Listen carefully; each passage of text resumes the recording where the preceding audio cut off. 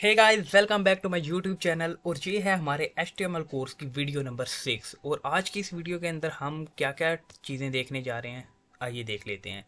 सबसे पहले नंबर पर हम देखेंगे कि सबस्क्रिप्ट टैग क्या चीज़ है, और उसके बाद हम देखेंगे कि सुपर स्क्रिप्ट टैग क्या चीज़ है, और आखिर पर हम देखेंगे कि प्री टैग क्या चीज़ है HTML के अंदर।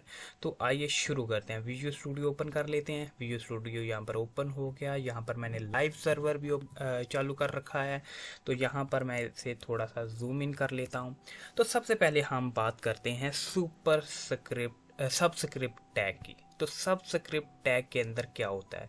अगर मैं फॉर एग्जांपल फार्मूला लिखना चाहता हूँ कार्बन डाइऑक्साइड का, जो कि CO2 होता है, तो वो मैं कैसे लिखूँगा?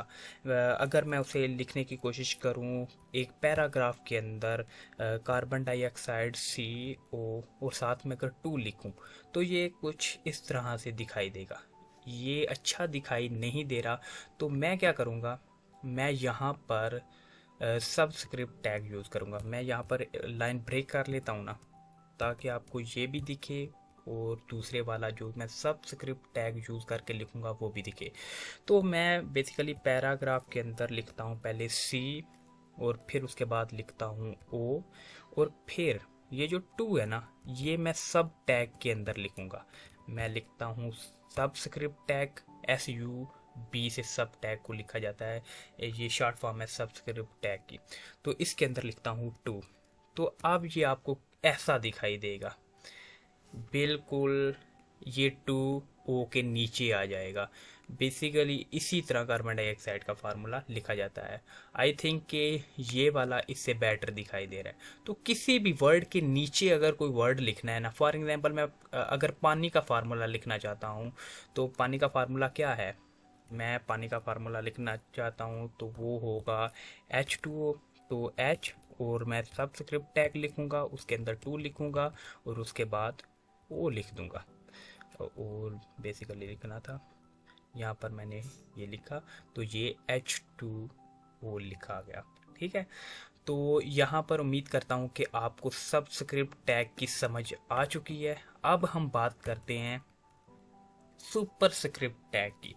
तो देखो, जिस तरह सबस्क्रिप्ट टैग किसी वर्ड को दूसरे वर्ड के नीचे लिखने के लिए इस्तेमाल होता है, इसी तरह सुपर स्क्रिप्ट टैग होता है ना, वो किसी वर्ड को दूसरे वर्ड के ऊपर लिखने के लिए इस्तेमाल होता है। फॉर एग्जांपल अगर मैं लिखना चाहता हूँ x⁻², तो मैं कैसे लिखूँगा? x2। तो ये इस तरह दिखाई देगा, ये अच्छा दिखाई नहीं दे रहा। तो अब मैं क्या करूँगा, यहाँ पर BR टैग लगाकर नीचे लिखूँगा जी पैराग्राफ के अंदर X, और मैं चाहता हूँ कि 2 उसके ऊपर आए, तो इसके लिए सुपर स्क्रिप्ट टैग जो SUP से लिखा जाता है वो लिखूँगा, उसके अंदर 2 लिखूँगा। ठीक है। तो ये कुछ इस तरह से दिखाई देगा। ठीक है। तो हमने समझ लिया कि सबस्क्रिप्ट टैग जो होता है वो किसी वर्ड को दूसरे वर्ड के नीचे लिखने के लिए इस्तेमाल होता है, और जो सुपर स्क्रिप्ट टैग होता है वो किसी वर्ड को दूसरे वर्ड के ऊपर लिखने के लिए इस्तेमाल होता है। अब प्री टैग क्या होता है? अब मैं यहाँ पर, अगर मैं यहाँ पर पैराग्राफ के अंदर लिखूँ आई एम वेब और डेवलपर यहाँ पर लिखूँ, फिर नीचे चला जाऊँ और प्लीज़ और सब्सक्राइब माय चैनल, कुछ इस तरह से लिखूं, तो क्या ये इस तरह से ही आएगा? मुझे नहीं लगता कि इस तरह से आएगा। ठीक है। तो चलो देख लेते हैं ये किस तरह से आया। ये तो सीधी लाइन के अंदर आ गया।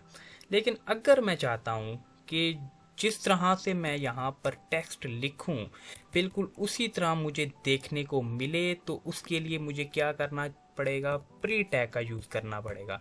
और इसके अंदर अगर मैं लिखूँ प्लीज़ सब्सक्राइब, और नीचे चला जाऊं और यहाँ पर लिखूं माय, और यहाँ पर चैनल, तो ये बिल्कुल इसी तरह आया।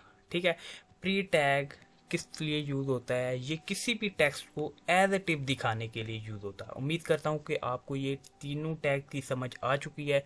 वीडियो अच्छी लगी तो वीडियो को लाइक और चैनल को सब्सक्राइब कर लो। मिलते हैं बहुत जल्द एक नई वीडियो में, तब तक के लिए अल्लाह हाफिज़।